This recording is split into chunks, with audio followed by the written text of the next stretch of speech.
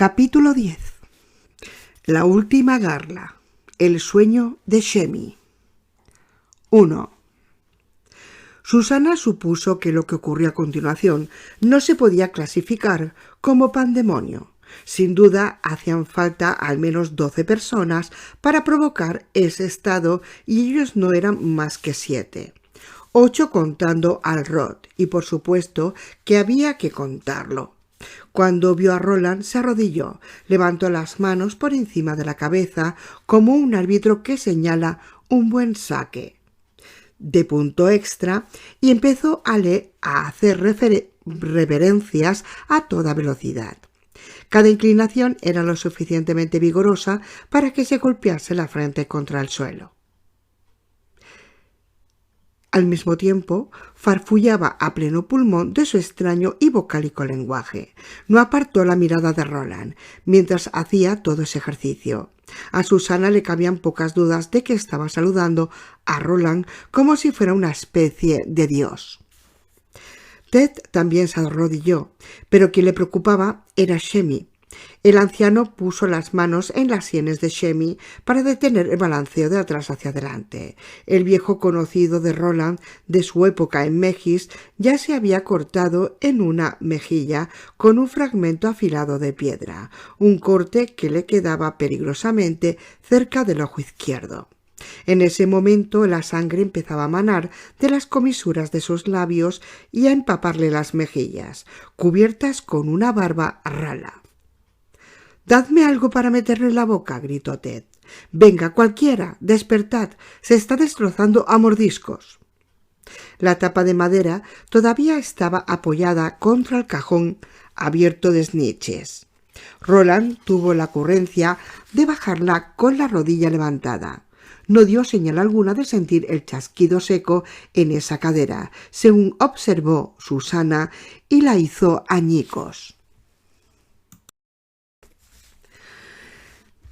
Susana cogió un pedazo de tablón al vuelo y lo volvió hacia Shemi. No hizo falta que ella se arrodillara. Estaba casi siempre de rodillas.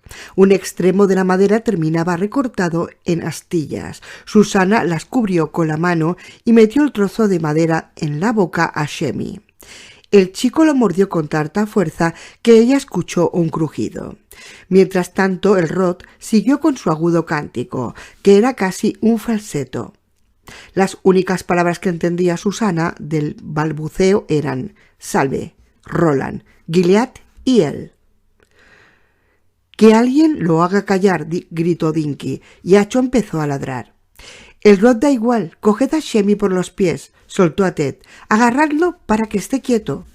Dinky se arrodilló y agarró a Shemi por los pies. Llevaba uno descalzo, pero en el otro todavía llevaba puesto su ridículo mocasín de goma.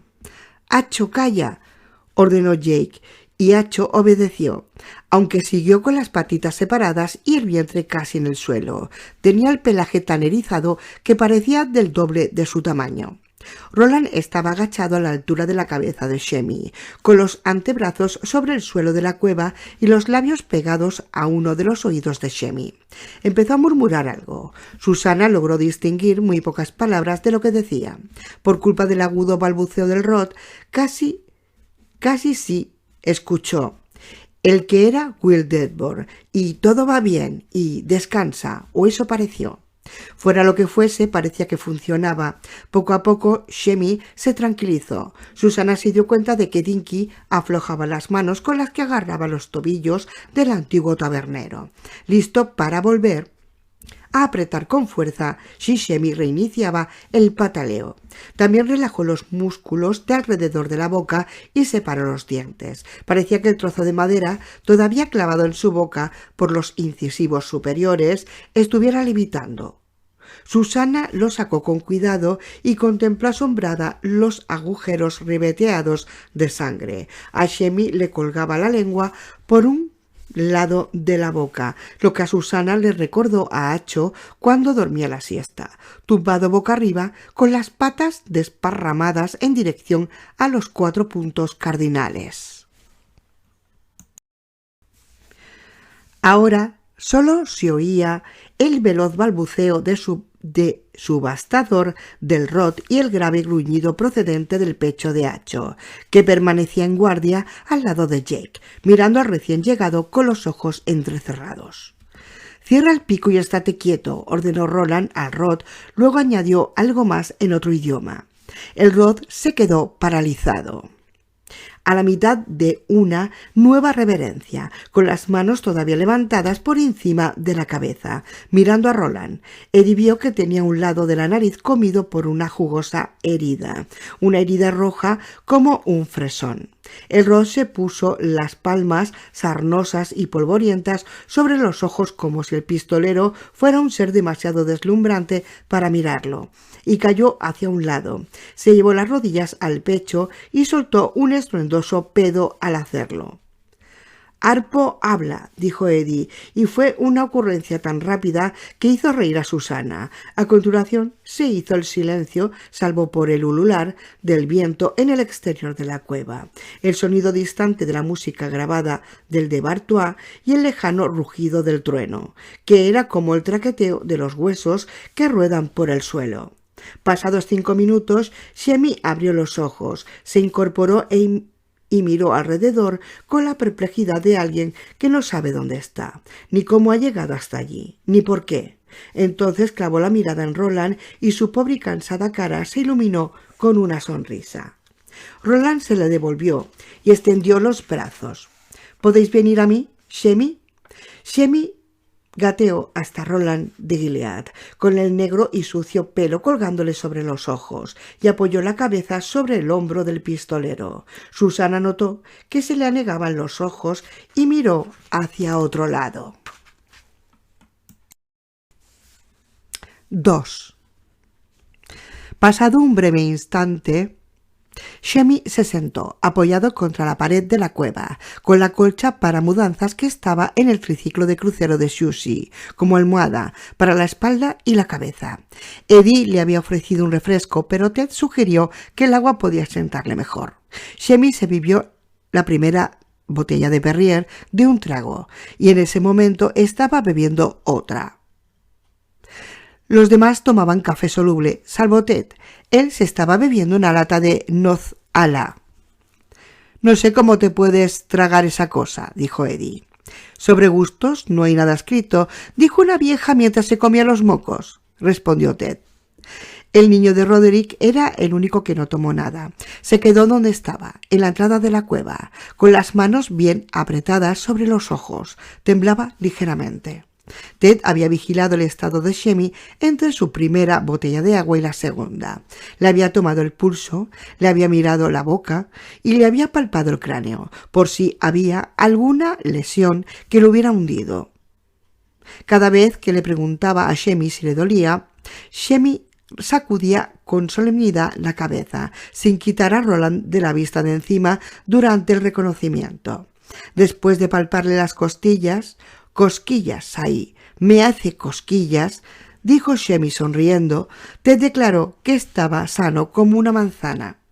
Eddie, que veía perfectamente bien los ojos de Shemi, le tenía una de las lámparas de gas cerca que proyectaba un fuerte fulgor en la cara del muchacho, pensó que aquella era una mentira prácticamente digna de un presidente.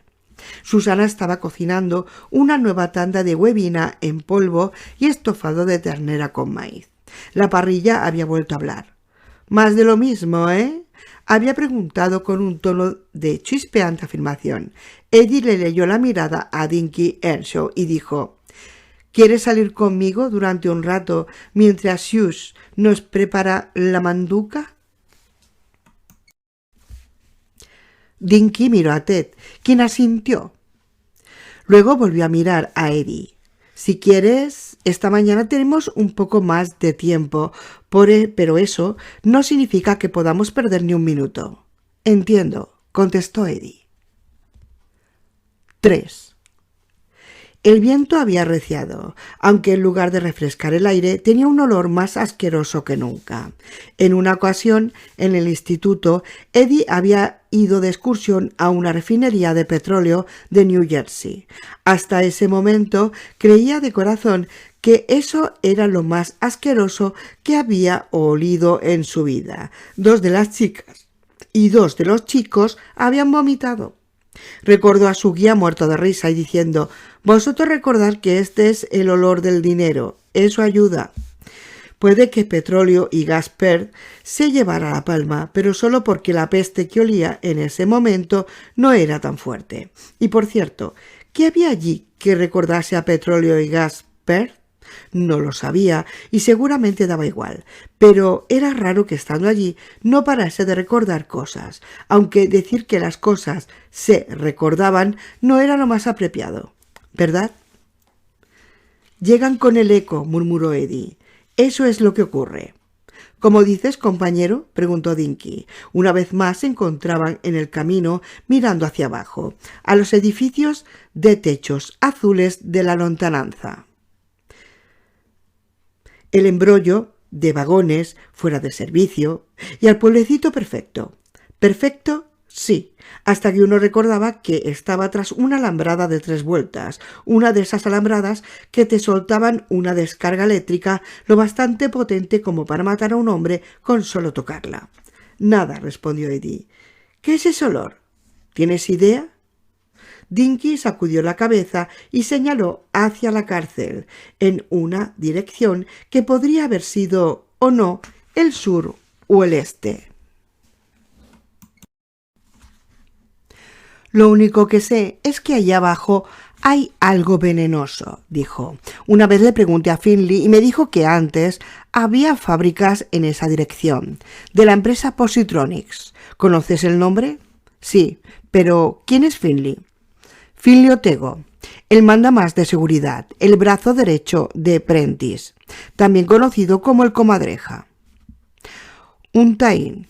No importa lo que hayáis planeado, tendréis que encargaros de él para que funcione, y no os lo pondrá fácil. Verlo muerto y tirado en el suelo me haría sentir como un día de fiesta nacional.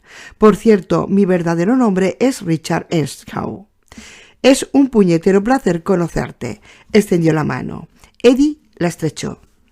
«Me llamo Eddie Dean, conocido como Eddie de Nueva York, al oeste del Pecos. La mujer es Susana, mi esposa». Dinky asintió con la cabeza. «Ajá. Y el muchacho es Jake, también de Nueva York». «Jake Chambers, sí. Escucha, Rich, agradezco el esfuerzo», dijo sonriendo, «pero llevo demasiado tiempo siendo Dinky como para cambiar ahora, supongo. Además, podría ser peor. Trabajé durante un tiempo en un supermercado con un veinteañero al que llamaban JJ, el puto charita azul. La gente lo seguirá llamando así cuando tenga 80 años y lleve una bolsa para los meados. A menos que seamos valientes, buenos y que tengamos suerte, nadie va a llegar a los 80, ni en este mundo ni en ningún otro». Dinky puso cara de sorpresa, luego quedó apesadumbrado. «Has dicho algo muy cierto. Ese tipo al que conocía Roland no tiene buena cara», dijo Eddie. «¿Le has visto los ojos?» Dinky asintió, más apesadumbrado que nunca. «Creo que esas pintitas de sangre que tiene en los glóbulos oculares se llaman petequillas, o algo así». Entonces, en un tono de disculpa que a Eddie le pareció bastante singular, teniendo en cuenta la situación, añadió: «No sé si lo he dicho bien». «Me da igual cómo se llame, no es bueno, y el telele ese que le ha dado...» «No es una forma muy apropiada de decirlo», comentó Dinky. A Eddie le importaba una mierda si era o no era apropiado. ¿Ya le había pasado antes?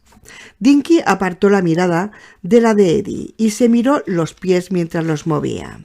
Eddie pensó que aquello bastaba como respuesta. ¿Cuántas veces? Eddie esperaba no haber parecido tan horrorizado como se sentía. Shemi tenía tantos agujeritos sanguinolientos en los óvulos oculares que parecía que se los habían espolvoreado con pimentón, por no mencionar los puntos más grandes que tenía en los rabillos. Dinky, que seguía sin mirar a Eddie, levantó 4 dedos. ¿4 veces? Pues sí, afirmó Dinky. Seguía mirando con detenimiento sus mocasines de la fabricación casera. La primera vez fue cuando envió a Ted a Connecticut en 1960. Como si al hacerlo se le hubiera roto algo por dentro. Levantó la vista e intentó sonreír. Pero ayer, cuando los tres volvimos al bar, no se desmayó. Vamos a ver si lo he entendido bien. En la cárcel de allí abajo tenéis todo tipo de pecados veniales, pero solo uno mortal, la teletransportación. Dinky se lo pensó. Las normas no eran tan lasas ni para los Taín ni para los Cantuá. Podían exiliarlos o practicarles una lobotomía por toda clase de razones, incluidas faltas como la negligencia, meterse con los disgregadores o el ocasional acto de crueldad descarada. Una vez, según le había contado, un ampón había violado a un disgregador y se dijo que el ampón había violado a un disgregador. Le había contado al último amo del complejo que la violación formaba parte de su conversión. El mismísimo rey carmesí se le había aparecido en un sueño y le había ordenado que lo hiciera. Por ese delito se condenó a muerte al Cantuá. Invitaron a los dos disgregadores a presenciar la ejecución. Un tiro en la sien, que tuvo lugar en el centro de la calle principal de Pleasantville. Dinky le habló a Eddie de esto y a continuación admitió que sí, para los internos, o al menos, la teletransportación era el único pecado mortal, por lo menos que él supiera. «Y Shemi es vuestro teletransportador», dijo Eddie. «Vosotros lo ayudáis, lo facilitáis para usar la expresión de tester y lo protegéis amañando los registros, en cierta forma. No tienen ni idea de lo fácil que es manipular su telemetro», dijo Dinky casi riendo. «Colega, se me quedarían helados. Lo difícil es asegurarse de que no lo echamos todo a perder». A Eddie tampoco le importaba eso. Funcionaba y eso era lo único que le importaba. Shemi también funcionaba, pero ¿durante cuánto tiempo?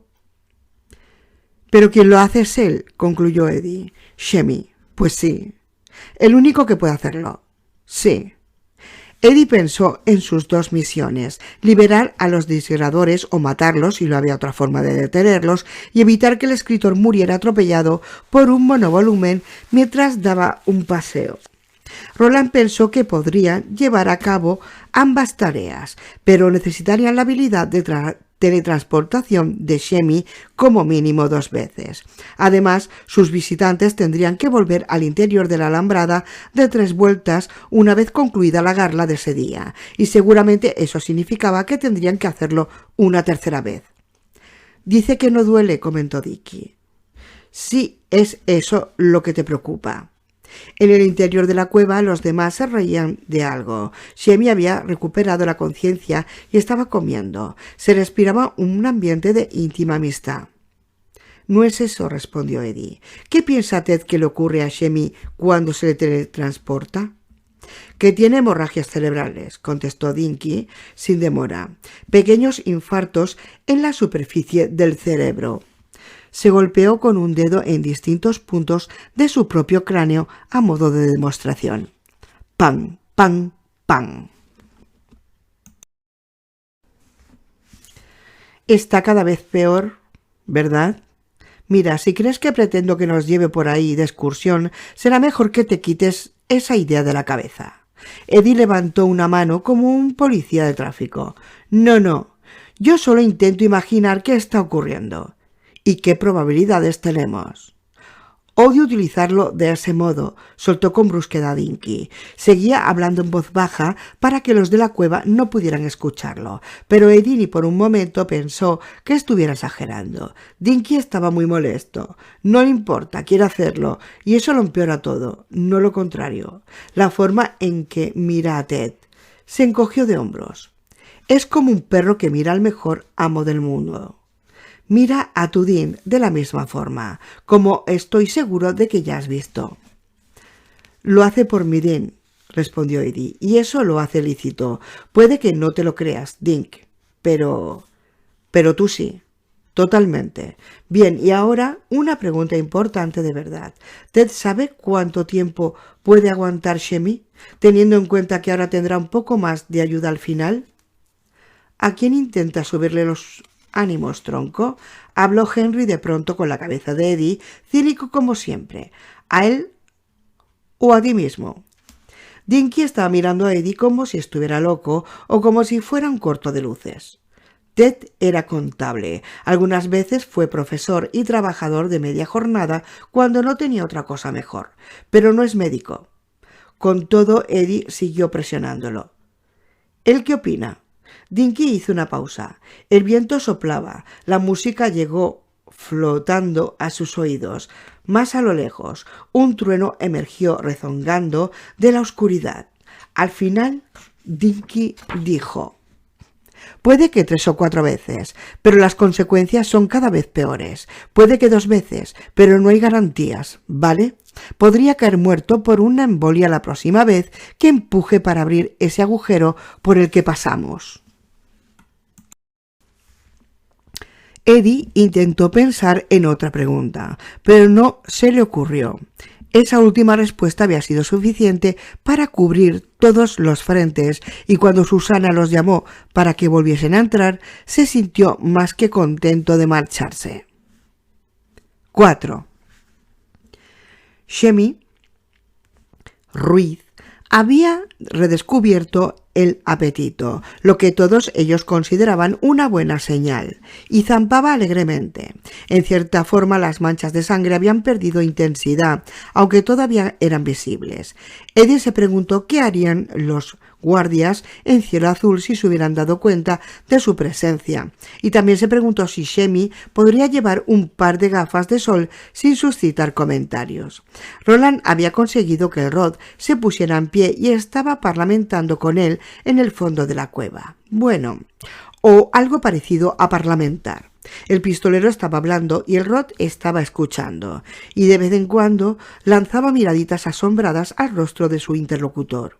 Para Eddie lo que decían era un galimatías, aunque pudo distinguir 2 palabras: Chevin y Chaven. Roland le estaba preguntando a Rod sobre el que habían encontrado dando tumbos en la carretera de Lovell. ¿Tiene nombre?, le preguntó Eddie a Dink y a Ted mientras se tomaba el segundo plato de comida. Yo lo llamo Chucky, respondió Dinky, porque se parecía un poco al muñeco de una película de terror que vi una vez. Eddie sonrió de oreja a oreja. ¿Muñeco diabólico? Sí, la he visto. Después de tu cuando, Jake. Y muchos después de tu cuando. Susiela. El Rod no tenía el pelo en condiciones, pero sí las mejillas regordetas y pecosas, y los ojos azules. ¿Crees que sabe guardar un secreto? Tras unos cuantos minutos de charla, Roland se mostró satisfecho y se reunió con los demás. Se agachó, no tenía ningún problema en hacerlo ahora que las articulaciones se le habían calentado, y miró a Ted. Ese tipo se llama Haylis de Chaven. ¿Lo echará alguien de menos? Es poco probable, dijo Ted. Los Rod se presentan en la puerta que está más allá de los dormitorios, en pequeños grupos, en busca de alguna tarea, de recoger, transportar y, sobre todo, les pagan comida o con algo de beber. Si no aparecen, nadie les echa de menos. Bien, ahora, ¿cuánto duran los días aquí? ¿Son de 24 horas? ¿Desde ahora hasta mañana por la mañana a esta misma hora? Ted pareció interesado en la pregunta y se la pensó durante bastante rato antes de responder. Digamos que son 25, dijo. Puede que un poco más, porque el tiempo se está ralentizando, al menos aquí. A medida que los haces se delimitan, parece que haya más disparidad de flujo temporal entre los mundos. Seguramente son los puntos de más tensión. Roland asintió con la cabeza. Susana le ofreció comida y él sacudió la cabeza y dijo gracias. Detrás de ellos, el Rod se encontraba sentado sobre un cajón de embalaje, mirándose los pies descalzos y cubiertos de llagas. A Eddie le sorprendió que Acho se acercase a ese tipo y le sorprendió aún más que el Brambo permitiese que Chucky o Haylis le acariciase la cabeza con la deforme zarpa que tenía por mano. ¿Y hay un momento por la mañana en que las cosas de allí abajo podrían ser menos, no sé, un poco desorganizadas?, sugirió Ted. Roland asintió. ¿Habéis escuchado una sirena hace un rato?, preguntó Ted, justo antes de que nosotros hayamos aparecido. Todos sacudieron la cabeza. A Ted no le sorprendió. Pero si habéis escuchado cuando empezaba la música, ¿verdad? Sí, respondió Susana y les ofreció una lata recién abierta de noz ala. Ted la aceptó y le dio un buen sorbo. Eddie intentó no estremecerse. Gracias, señora. En cualquier caso, la sirena indica el cambio de turno. La música empieza justo en ese momento. Odio esa música, dijo Dinky malhumorado. Si hay algún momento en que el control flaquea, comentó Ted, es justo en ese instante. ¿Y qué hora es esa?, preguntó Roland. Ted y Dinky intercambiaron una mirada dubitativa. Dinky enseñó 8 dedos, con las cejas arqueadas como gesto de pregunta. Fue como si se relajase cuando Ted asintió con decisión. Sí, las 8 en punto, respondió Ted. A continuación rió e hizo un ligero movimiento con la cabeza que rezumbaba cinismo. Bueno, lo que serían las 8 en un mundo donde todo lo que estuviera fuera del complejo penitenciario siempre fuera el este y el este no estuviera en el sudeste, algunos días muriera en el este en otros días.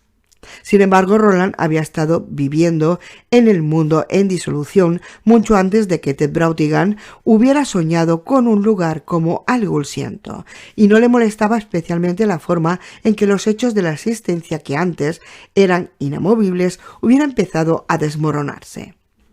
Unas 28 horas desde ahora, respondió Roland, o un poco menos. Dinky asintió.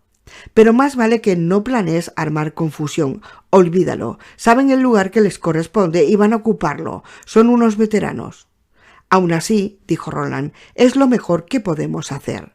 Entonces miró a su viejo conocido de Megis y le hizo una señal para que se acercase.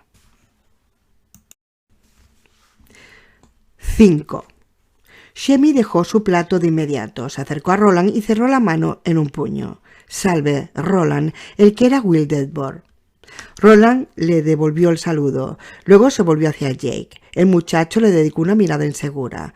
Roland asintió en su dirección y llegó Jake. En ese momento Jake y Shemi quedaron uno frente a otro con Roland agachado entre ambos y por lo visto no miraba a ninguno de los dos ahora que se habían reunido. Jake se llevó una mano a la frente.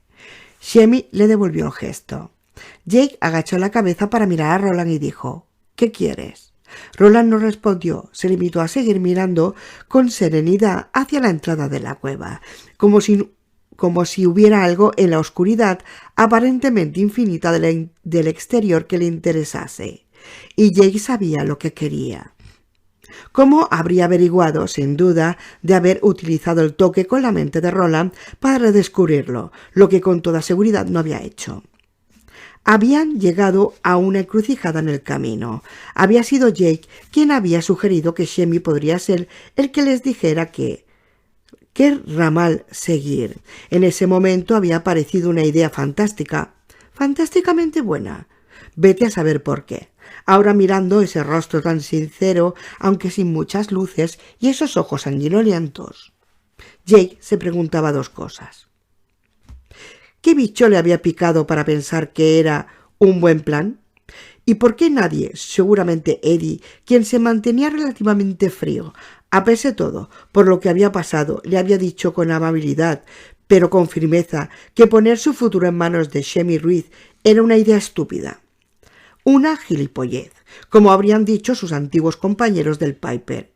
En ese momento, Roland, quien creía que incluso cuando la muerte proyecta su sombra, había lecciones que aprender, quería que formulase una pregunta que él mismo había propuesto y la respuesta, sin duda, descubriría al atolondrado supersticioso en el que se había convertido. Con todo, ¿por qué no preguntar? Aunque fuera el equivalente de lanzar una moneda al aire, ¿por qué no? Jake había llegado posiblemente al final de una vida breve, aunque sin duda interesante, a un lugar donde había puertas mágicas, mayordomos mecánicos, telepatía, que sabía utilizar al menos hasta cierto punto, vampiros y seres arácnidos. Así que, ¿por qué no dejar que Shemi decidiera? De todas formas, tenían que ir en una dirección u otra, y el muchacho ya había sufrido mucho por algo tan mezquino como para tener pinta de idiota a ojos de sus compañeros. Además, pensó, si aquí no estoy entre amigos, nunca lo estaré. Shemi, dijo Jake, mirar esos ojos sanguinolientos era bastante horrible, pero consiguió hacerlo. Estamos en una misión. Eso significa que tenemos un trabajo que hacer. Tenéis que salvar la torre, concluyó Shemi, y mi viejo amigo tiene que entrar y escalar hasta arriba y ver lo que tiene que ver. Puede haber renovación, puede haber muerte o pueden producirse ambas cosas. Antes era Wilderborn, era él, Wilderborn para mí. Jake miró a Roland, que seguía agachado, mirando al exterior de la cueva, aunque a Jake le pareció que había palidecido y tenía una expresión extraña. Roland hizo un gesto de girar un dedo para indicar que continuase. Sí, se supone que debemos salvar la Torre Oscura, admitió Jake, y creyó entender en parte el deseo que Roland de verla y entrar en ella, aunque lo matara. ¿Qué había en el centro del universo? ¿Había algún hombre o muchacho que no se lo plantase una vez que se hubiera formulado la pregunta y no quisiera verlo? ¿Aunque al verlo lo hubiera enloquecido? Pero para hacer eso tenemos que realizar dos trabajos. Para uno de ellos es necesario regresar a nuestro mundo y salvar a un hombre, un escritor que está contando nuestra historia. El otro trabajo es del que hemos estado hablando, liberar a los disgregadores. Su honestidad le obligó a añadir, o por lo menos detenerlos. ¿Lo entiendes? No obstante, esta vez Shemi no respondió. Estaba mirando en la misma dirección que estaba mirando Roland, a la oscuridad del exterior. Por su rostro parecía hipnotizado. Observarlo incomodaba a Jake, pero siguió. Había llegado a su pregunta al fin y al cabo, ¿y a qué otro lugar quería dirigirse que no fuera hacia adelante? La pregunta es, ¿qué trabajo hacemos primero? Podría parecer que salvar al escritor podría ser más sencillo porque no hay nada que se oponga, al menos que nosotros sepamos.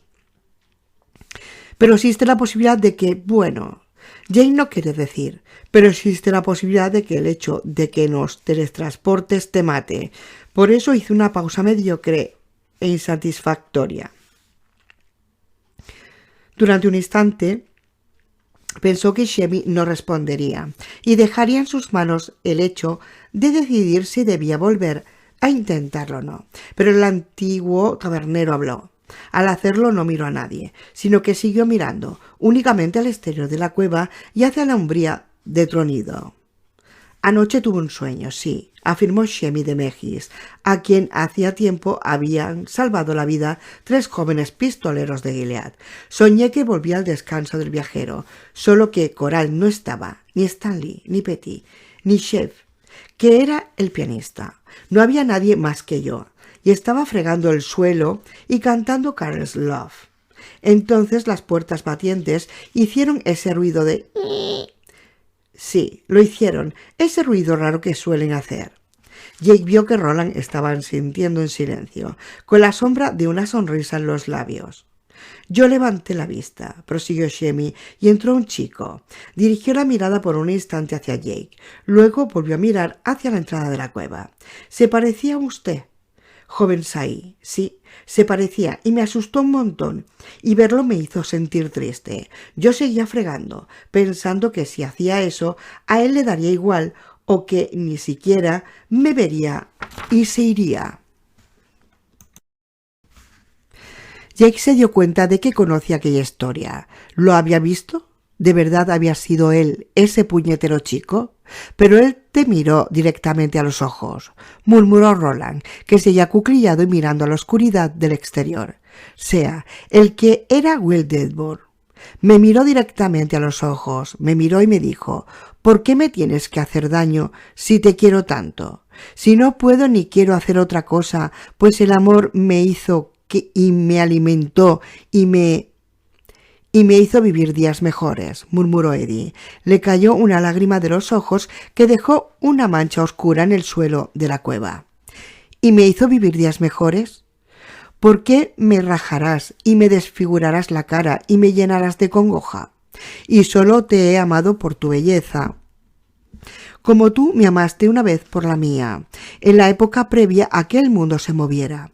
Ahora me puedes arañar con tus uñas y echarme gotas de plomo fundido en la nariz. Me has echado las bestias, me las has echado, y ellas se han comido mis partes más tiernas. Los cantuas se agrupan a mi alrededor y en su risa no hay rastro de paz. Aún así todavía te quiero y te serviría, incluso volvería a traer la magia, si me lo permitieras, porque así es como moldearon mi corazón cuando emergí del Prim. Y otrora fui fuerte, así como bello, pero ahora mi fuerza prácticamente ha desaparecido. «¿Has llorado?», dijo Susana. Jake pensó, por supuesto que ha llorado. Él mismo estaba llorando. También Ted, Dinky Earshaw. El único que tenía los ojos secos era Roland. Además, el pistolero estaba pálido. Tan pálido. «Lloró», dijo Shemi. Le corrían las lágrimas por las mejillas mientras contaba el sueño. Y yo también, porque veía que había dicho una verdad como un puño. Dijo, si la tortura se detuviese ahora, todavía podría recuperarme, si no mi aspecto, al menos mi fuerza. «Miques», dijo Jake, y aunque jamás había escuchado esa palabra antes, la pronunció correctamente. Sonó como casi atez. «¿Y Miques?», pero otra semana, o quizá 5 días, o incluso 3, y será demasiado tarde. Aunque la tortura parase, moriría. Y tú también morirás, pues cuando el amor deja el mundo, todos los corazones se calman. Háblales de mi amor, y háblales de mi dolor, y háblales de mi esperanza, que todavía vive, porque eso es lo único que tengo, y todo lo que soy, y todo lo que pido. Entonces el chico dio media vuelta y salió. La puerta batiente hizo el mismo ruido. En ese momento miró a Jake y sonrió como si acabara de levantarse. «Yo no puedo responder a vuestra pregunta, Sai». Se golpeó con un puño en la frente. «No tengo mucha sesera en la mollera. No tengo solo telas de arañitas», lo dijo Cordelia Delgado, y yo reconozco que tenía razón. Jake no respondió. Estaba perplejo. Había sonado con el mismo chico desfigurado, pero no en una taberna. Había sido en Gate Park, donde habían visto a Charlie el Chuchu. Lo había soñado la última noche. Tenía que haber sido él. No se había acordado hasta ese momento. Seguramente no se habría acordado nunca si Shemi no hubiera contado su sueño. ¿Y tendría Roland, Eddie y Susana una versión del mismo sueño? Sí, se lo veía en las caras, al igual que veía que Ted y Dinky parecían conmovidos, aunque en cierta forma desconcertados. Roland se levantó haciendo una mueca de dolor, posó la mano en la cadera durante un instante y luego dijo: «Gracias, Shemi, nos has ayudado enormemente». Shemi rió con inseguridad. «¿Cómo lo has hecho?» «Da igual, querido». Roland indicó su atención a Ted. «Mis amigos y yo vamos a salir un rato fuera. Necesitamos hablar ante Ted». «Claro», dijo Ted. Sacudió la cabeza como para despejarse. «Hazle un favor a mi tranquilidad mental y que sea cortito», dijo Dinky. «Seguramente todavía no nos hemos metido en ningún lío, pero no quiero tentar tanto a la suerte». «¿Necesitaréis que él os vuelva a introducir?», preguntó Eddie, haciendo un gesto con la cabeza para señalar a Shemi. Fue como una pregunta retórica. Sin Shemi, ¿cómo iban a regresar? «Bueno, sí, pero», empezó a decir Dinky. «Entonces estaréis tentando un montón a la suerte». Dicho esto, Eddie, Susana y Jake siguieron a Roland al exterior de la cueva. Acho se quedó detrás, sentado con su nuevo amigo, Haylis de Chaiben. Había algo en ello que incomodaba a Jake. No eran celos, sino más bien miedo, como si estuviera contemplando un augurio, que alguien más inteligente que él, quizá un miembro de las gentes Mani, pudiera interpretar. Pero, ¿quería saber qué significaba? Puede que no. 6.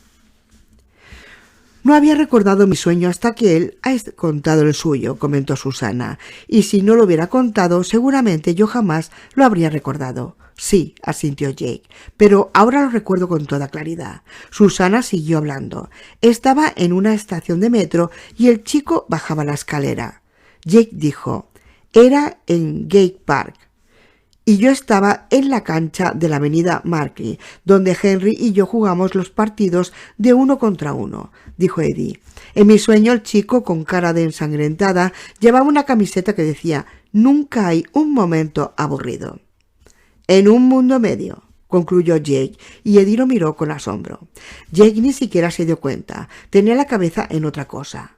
Me preguntó si Stephen King utiliza los sueños en su textos, ya sabes, como la levadura para engordar la trama.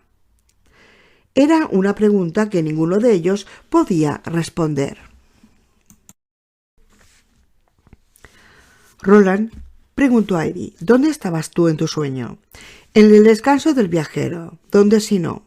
¿Acaso no había estado allí con Shemi hace mucho tiempo?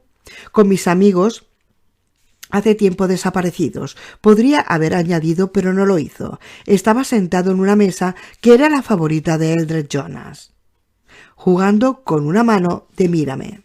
Susana dijo con tranquilidad, el chico de mi sueño era Elad, ¿no? Cuando Roland asintió con la cabeza, Jake se dio cuenta de que al fin y al cabo Shemi les había dicho qué trabajo debían realizar en primer lugar. Lo había dicho sin sombra de duda. ¿Alguno de vosotros tiene una pregunta?, preguntó Roland. Uno a uno sus compañeros sacudieron la cabeza. Somos Catet, dijo Roland, y todos respondieron al unísono. Somos de muchos uno. Roland se entretuvo un rato más mirándolos, deleitándose con sus facciones, mejor dicho, y luego los condujo al interior de la cueva. Shemi, dijo. Sí, Sai. Sí, Roland, el que era Will Deadbor. Vamos a salvar al chico del que nos has hablado. Vamos a hacer que el malo deje de hacerle daño. Shemi sonrió, pero era una sonrisa de confusión. No recordaba al chico de su sueño. Ya no. Bien, Sai, eso está bien. Roland dirigió su atención a Ted. En cuanto a Shemi, os lleve de vuelta esta vez, acostadlo. Si eso llama mucho la atención, aseguraos de que se queda tranquilo. Podemos apuntarlo en la lista de resfriados y sacarlo del estudio, comentó Ted. Hay muchísimos resfriados en el lado de Tronido, pero, muchachos, tenéis que entender que no hay ninguna garantía. Esta vez puede conseguir que volvamos a entrar y luego... Chasqueó los dedos en el aire. Riendo, Shemi lo imitó, salvo que chascó los dedos con ambas manos. Susana apartó la mirada. Se le había revuelto el estómago. Ya lo sé, respondió Roland, y aunque no varió mucho el tono, cada uno de los miembros de su catet sabía que era bueno que la garla estuviera a punto de concluir. La paciencia de Roland había llegado al límite. Mantenerlo callado aunque esté bien y se sienta bien. No lo necesitaremos para lo que he pensado. Gracias por las armas que nos habéis dejado. Son buenas armas, admitió Ted, pero ¿solo bastante buenas para deshacerse de 60 hombres? Cantua y Tain. ¿Vosotros dos os uniréis a nosotros en cuanto empiece la lucha?, preguntó Roland. Será un verdadero placer, respondió Dinky dejando ver la dentadura con una sonrisa descaradamente desagradable. Sí, contestó Ted, y puede ser que tenga otra arma. ¿Habéis escuchado la grabación que os dejé? Sí, dijo Jay. Así que ya conocéis la historia del chico que me robó la cartera. Esta vez todos asintieron con la cabeza. ¿Qué hay de esa joven?, preguntó Susana. La criatura que era dura de pelar, según dijiste. ¿Y Tania es su novio? ¿O su marido, si es que lo es? Ted y Dinky intercambiaron una mirada breve e interrogativa. Luego sacudieron la cabeza al mismo tiempo. Puede que en otro tiempo, dijo Ted. Ya no. Ahora está casada. Lo único que quiere es hacer arrumacos con su amor. Y disgregar, añadió Dinky. Pero es que no entienden que... Susana se dio cuenta de que no podía acabar. Estaba obsesionada no tanto con los recuerdos de su propio sueño como por Shemi. Ahora me arañarás con tus uñas, le había dicho el chico del sueño a Shemi, el chico del sueño que una vez fue hermoso. No quieren entender, le respondió Ted con amabilidad. Vislumbró la expresión seria de Eddie y sacudió la cabeza. Pero no dejaré que le odiéis por eso. Vosotros, nosotros, puede que tengamos que matar a alguno de ellos, pero no dejaré que los odiéis. No se han alejado del entendimiento ni por codicia ni por miedo, sino por desesperación. —¿Y por qué disgregar es divino? —dijo Dinky. También estaba mirando a Eddie, de la forma en que la media hora posterior a un chute puede ser divina. No sé si me explico. Eddie suspiró, se metió las manos en los bolsillos y no dijo nada. Shemi los sorprendió a todos al coger una de las metralletas Coyote y apuntarla hacia un arco. De haber estado cargada, la gran misión de la Torre Oscura habría terminado allí mismo. —Yo también lucharé —gritó—. ¡Pam, pam, pam! ¡Ratatatatá! Eddie y Susana se agacharon. Jake se tiró instintivamente delante de Acho. Ted y Dinky se pusieron las manos delante de la cara, como si eso pudiera haberlos protegido de la detonación de una ráfaga de centenares de balas de alto calibre forradas de acero. Roland le quitó la ametralladora a Shemi de las manos con tranquilidad. —Ya llegará tu momento de ayudar —le dijo—, pero antes de eso la batalla será librada y ganada. ¿Ves al Brambo de Jay, Shemi? Sea, está con el Rod. Sabe hablar. A ver si consigues que te hable. Shemi se dirigió obedientemente hacia el lugar en que Chucky Hayes seguía acariciándole la cabeza a Acho. Clavó una rodilla en el suelo y empezó a intentar que Acho dijera su nombre. El Brambo lo hizo casi de inmediato y con una enorme claridad. Shemi rió y Hayes se unió a él. Parecían un par de críos del Kala, de los arrunados, tal vez. Mientras tanto, Roland se volvió hacia Dinky y Ted. Sus labios apenas dibujaban una delgada línea blanca en su rostro tenso. 7. Tiene que mantenerse al margen una vez que empiecen los tiros. El pistolero hizo un gesto como si hiciera girar una llave en un candado. Si perdemos lo que le ocurra en adelante, no importará. Si ganamos lo necesitaremos como mínimo una vez más, seguramente 2 veces más. ¿Para ir a dónde?, preguntó Dinky. A Estados Unidos de Mundo Piedra Angular, dijo Eddie, hasta un pequeño pueblo al oeste de Maine, llamado Lovell. Nada más y nada menos que a junio de 1999, si el tiempo que avanza en una sola dirección lo permite. Por lo visto, el enviarme a Connecticut fue el principio de sus ataques, dijo Ted con voz baja. Sabéis que el devolveros al lado de Estados Unidos podría ponerlo peor, ¿verdad? O matarlo. Habló en un tono con total naturalidad. Solo preguntaba, caballeros. Lo sabemos, contestó Roland, y cuando llegue el momento dejaré el peligro, claro, y le preguntaré si... Venga ya, tío. Eso te lo puedes meter allí donde no brilla el sol, soltó Dinky, y Eddie se sintió claramente identificado por la forma en que se había comportado durante sus primeras horas a orillas del mar del oeste, confundido, cabreado y con mono de heroína, que experimentó un momento de déjà vu. Si le dijeras que quieres que se pegue fuego, lo único que te preguntaría es si tienes una cerilla. ¿Crees que eres el mismísimo Jesucristo? Susana esperó. Con una mezcla de miedo e interés casi lascivo la respuesta de Roland. Pero no hubo tal respuesta. Roland se limitó a mirar a Dinky, con los pulgares metidos en el cinto. Está claro que eres consciente de que un muerto no os puede traer de vuelta del lado de Estados Unidos, comentó Ted con un tono mucho más razonable. Superaremos ese obstáculo si nos encontramos con él y cuando nos encontremos con él, respondió Roland. Mientras tanto, tenemos muchos obstáculos que superar. Me alegro de que primero nos encarguemos del de Bartois, sin importar cuánto sea el riesgo, dijo Susana. Lo que ocurre allá abajo es abominable. Sí, señora, dijo Dinky arrastrando las palabras y se levantó un sombrero imaginario. Reconozco que esa es la palabra. La tensión en la cueva desapareció. Detrás de ellos Shemi lo estaba diciendo a Acho que diera una vuelta y el Brambo lo hizo con mucho gusto. El Rod tenía una enorme y babosa sonrisa en la cara. Susana se preguntó cuánto habría sido la última vez que Haylis de Cheyenne había tenido la oportunidad de utilizar su sonrisa, que era encantadora por resultar infantil. Pensó en preguntarle a Ted si había alguna forma de saber qué día era en Estados Unidos en ese preciso instante, pero decidió no molestar. Si Stephen King había muerto, lo sabrían. Roland lo habría dicho, y a ella no le caía duda de que tenía razón. Por el momento el escritor estaba bien, estaría malgastando alegremente su tiempo y su valiosa imaginación en algún proyecto sin sentido, mientras el mundo que debía imaginar, pues para eso había nacido, seguía acumulando polvo en su cabeza. Pues claro que Roland estaba cabreado con él. Ella también estaba algo cabreada con él. ¿Qué planes tienes, Roland?, preguntó Ted. Todo depende de dos suposiciones: que los sorprendamos y que provoquemos que salgan lanzados en estampida. No creo que esperen que nadie los interrumpa en esos últimos días. Desde Pinley Prentice hasta el guardia Hume más abajo en el escalafón, que esté en el exterior de la alambrada. Nadie tiene motivos para creer que interrumpirán su trabajo, ni mucho menos que los ataquen.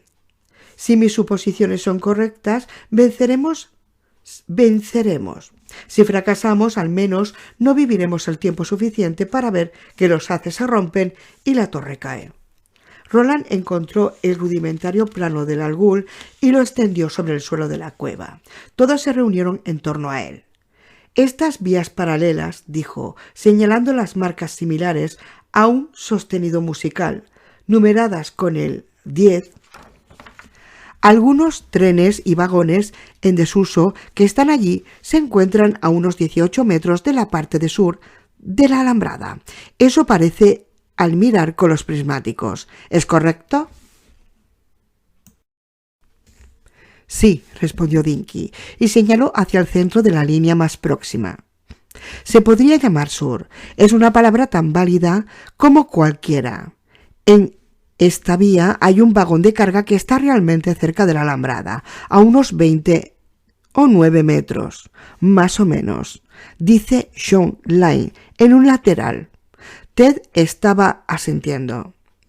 Buen lugar para cubrirnos, comentó Roland. Excelente lugar para cubrirnos. En ese momento señaló la zona más alta del extremo norte de la instalación. Aquí hay todo tipo de cobertizos.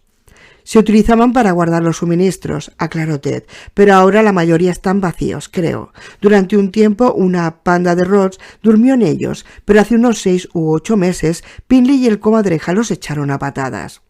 Pero son más lugares que para cubrirnos, vacíos o llenos, dijo Roland. ¿El terreno que los rodea está libre de obstáculos y es más bien plano? ¿Lo suficientemente plano para que esa cosa vaya hacia atrás y hacia adelante? Señaló con el purgal del triciclo del crucero de Susie. Ted y Dinky intercambiaron una mirada. Sin duda, afirmó Ted. Susana esperaba que Eddie protestase, incluso antes de saber lo que Roland estaba pensando. No lo hizo. Bien, ella ya estaba pensando en las armas que quería, en qué pistolas quería. Roland se quedó sentado en silencio durante un instante y contemplando el mapa parecía que estuviera en íntima comunión con él. Cuando Ted le ofreció un cigarrillo, el pistolero lo cogió. Entonces empezó a hablar. En 2 ocasiones dibujó sobre el lateral de uno de los cajones de armas con un trozo de tiza. En otras 2 ocasiones dibujó unas flechas en el plano. Una señalaba a lo que llamaban norte y otra sur. Ted hizo una pregunta. Dinky respondió otra. Detrás de ellos, Shemi y Haylis jugaban. Jugaban con Acho como un par de niños. El Brambo imitaba su risa con escalofriante precisión. Cuando Roland hubo terminado, Ted Brautigan dijo: «¿Tienes intención de derramar un increíble montón de sangre?» «Por supuesto que sí, tanta como pueda». «Es un peligro para la señora», señaló Dinky, y la miró primero a ella y luego a su marido. Susana se quedó callada. También Eddie. Él reconocía el riesgo. También entendía la razón de que Roland quisiera que Hughes estuviera en el norte de la instalación. El triciclo de crucero le daría movilidad y ellos la necesitaban. En cuanto al peligro, eran 6 que pensaban atacar a 60 o más. Por supuesto que estarían en peligro y por supuesto que habría sangre. Sangre y fuego. «Podría preparar un par de esas otras armas», dijo Susana. Su mirada había adquirido ese brillo especial de Deta Walker, para que funcionasen por radiocontrol como un avión de juguete. «No sé, pero me moveré, eso sí, me voy a mover tan deprisa como la manteca en una parrilla caliente». «¿Puede funcionar?», preguntó Dinky, sin rodeos. Roland abrió la boca en una sonrisa carente de humor. «Funcionará». «¿Cómo puedes decir eso?», preguntó Ted. Eddie recordó el razonamiento de Roland antes de que hubieran visitado a John Cullum y podría haber respondido a esa pregunta, pero las respuestas las debía dar el Dean del Cadet, si podía, así que dejó el asunto en manos de Roland. «Porque tiene que ser así», respondió el pistolero. «No veo otra forma».